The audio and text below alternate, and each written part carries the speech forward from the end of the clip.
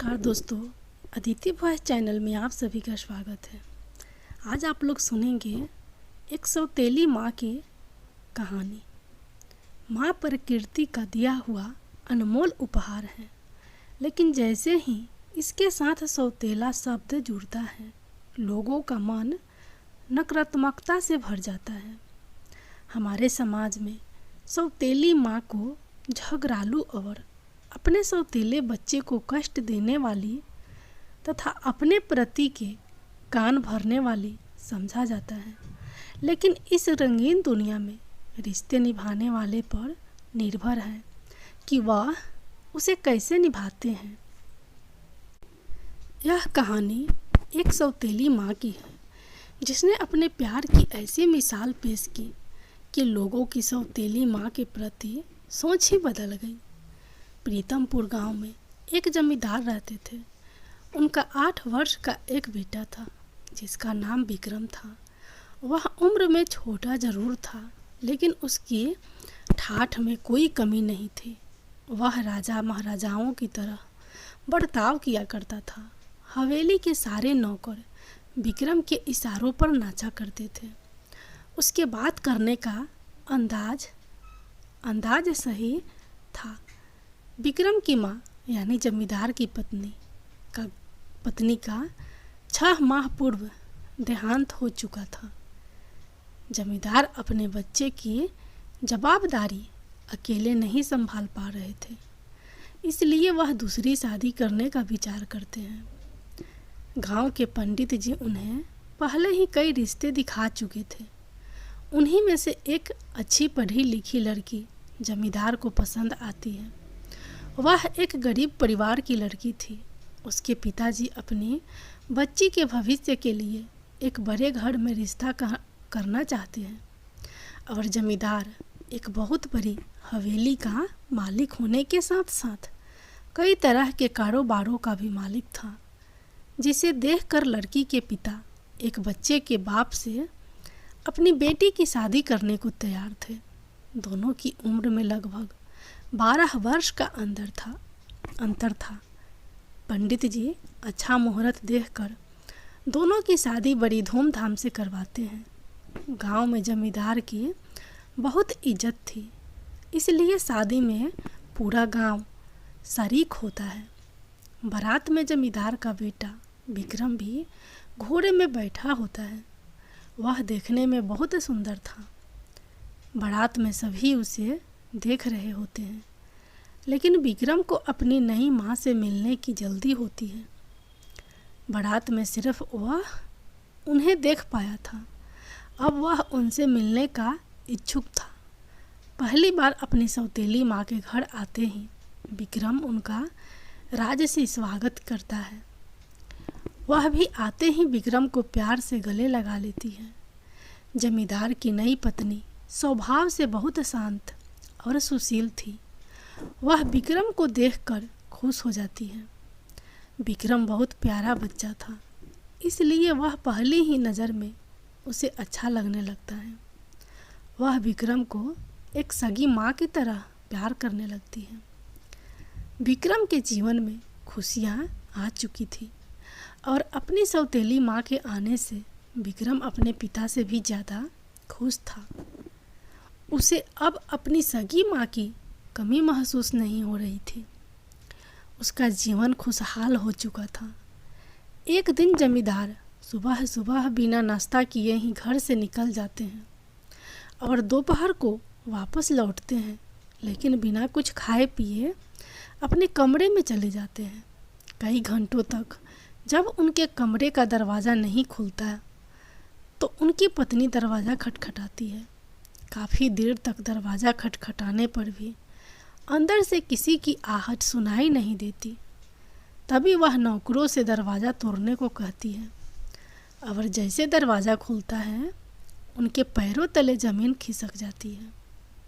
जमींदार फांसी के फंदे से लटक रहे होते हैं और उनके बिस्तर पर एक चिट्ठी रखी होती है।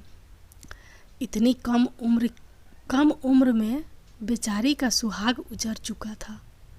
अपने पिता की मौत की खबर सुनकर विक्रम को गहरा आघात पहुंचता है। वह मानसिक तौर पर हतोत्साहित हो जाता है। अभी अभी उसके जीवन में सौतेली माँ के रूप में खुशियाँ आई थी, लेकिन अब उसके सिर से पिता का साया हट चुका था। दोनों का बहुत कुछ छिन चुका था, लेकिन अभी तो दुखों की कुछ बूंदें ही गिरी थी।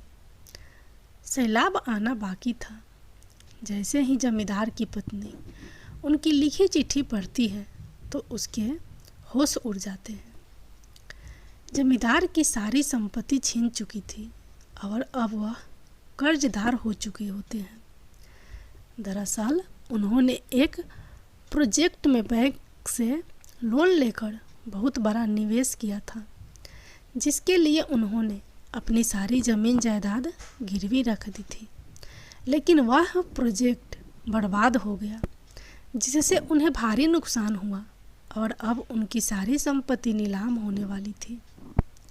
विक्रम अनाथ के साथ साथ गरीब भी हो चुका था। जमींदार की मौत के कुछ दिनों के बाद ही इनकी सारी संपत्ति नीलाम कर दी जाती है और इन्हें सारे कारोबार के साथ साथ हवेली को भी छोड़कर जाना पड़ता है। विक्रम और उसकी सौतेली माँ बेघर हो चुके थे। लड़की के पिता उसकी दूसरी शादी का विचार कर रहे थे, लेकिन वह अपने बच्चे से बहुत प्यार करती थी। वह उसे अकेला छोड़कर जिंदगी नहीं बसाना चाहती थी, इसलिए वह अपने पिता के घर नहीं जाती। लड़की के सारे रास्ते बंद हो चुके थे, लेकिन गांव के लोगों की मदद से उन्हें इतने पैसे तो मिल चुके थे कि वह कुछ महीने किराए के घर में गुजार सके। विक्रम की सौतेली माँ पढ़ी लिखी थी। वह शहर जाने का फैसला करती है और थोड़ा बहुत सामान लेकर अपने बच्चे के साथ बस से शहर चली जाती है। शहर पहुंचकर वह एक झुग्गी झोपड़ी में कमरा किराए से लेती है और वहीं अपने बच्चे के साथ रहने लगती है। घर का खर्च चलाने के लिए वह गली गली खिलौने बेचने का काम शुरू कर देती है और उसी से अपने बच्चे का गुजारा करने लगती है। विक्रम को गरीबों वाली ज़िंदगी पसंद नहीं आ रही थी। उसे खाने को तो वक्त की रोटी तक ढंग से नसीब नहीं हो रही थी। कई बार विक्रम को कचरे से खाना उठाकर खाना पड़ता है। विक्रम के सारे ठाठ जा चुके थे और वह अपनी बेसहारा माँ के साथ शहर में दर दर की ठोकरें खाने आ चुका था। धीरे धीरे उसे गरीबी में जीने की आदत होने लगती है। विक्रम को जो मिलता वह वहीं खा लेता।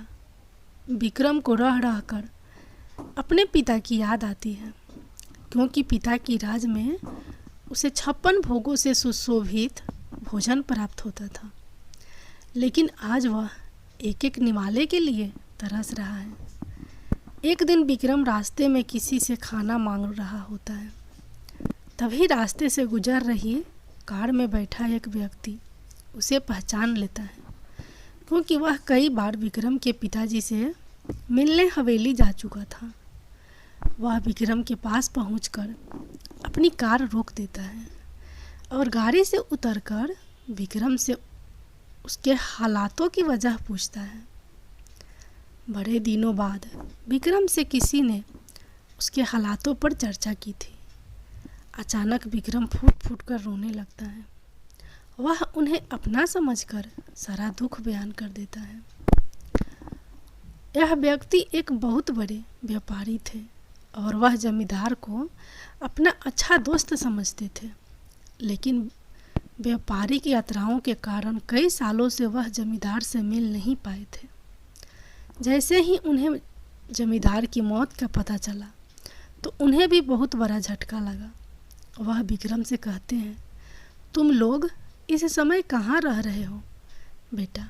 विक्रम उन्हें अपनी झोपड़ी में ले जाता है और अपनी माँ से मिलाता है। वह उनकी कुछ मदद करना चाहते हैं, इसलिए कुछ पैसे निकालकर विक्रम की माँ के हाथों में देते हैं, लेकिन वह खिलौनों से इतना कमाने लगी थी कि अब वह किसी का एहसान नहीं लेना चाहती थी। जैसे ही उन्हें पता चलता है कि विक्रम की माँ खिलौने बेचती है, वह खुश हो जाते हैं, क्योंकि इत्तेफाक से इनकी भी एक खिलौने की फैक्ट्री है और इन्हें एक अच्छी सेल्स गर्ल की तलाश थी। विक्रम की सौतेली माँ सड़क पर खिलौने बेचते बेचते एक कुशल विक्रेता बन चुकी थी और वह इनकी कंपनी में नियुक्त होते ही अपनी कड़ी मेहनत और लगन से 2 सालों के अंदर खुद की एक छोटी सी खिलौने बनाने की फैक्ट्री खोल देती है और अब धीरे धीरे इनकी ज़िंदगी बदलने लगती है। विक्रम भी अपनी सौतेली माँ के साथ खिलौनों की फैक्ट्री में काम करने लगता है। इनकी फैक्ट्री से बने हुए खिलौनों की मांग देश विदेश तक होने लगती है और कुछ ही सालों में उनकी कंपनी का नाम पूरे देश में होने लगता है। और कड़े संघर्ष के बाद जमींदार की पत्नी एक अरबपति महिला बन जाती है। उन्होंने अपने बेटे के लिए फिर से वही जिंदगी लाकर रख दी थी जिसकी उसे आदत थी। विक्रम अपनी सौतेली माँ के त्याग और मेहनत का एहसान नहीं चुका सकता था। वह अपनी सौतेली माँ को भगवान की तरह पूजने लगता है और गमों बादल छंटते ही खुशियों की बारिश के साथ यह कहानी खत्म हो जाती है।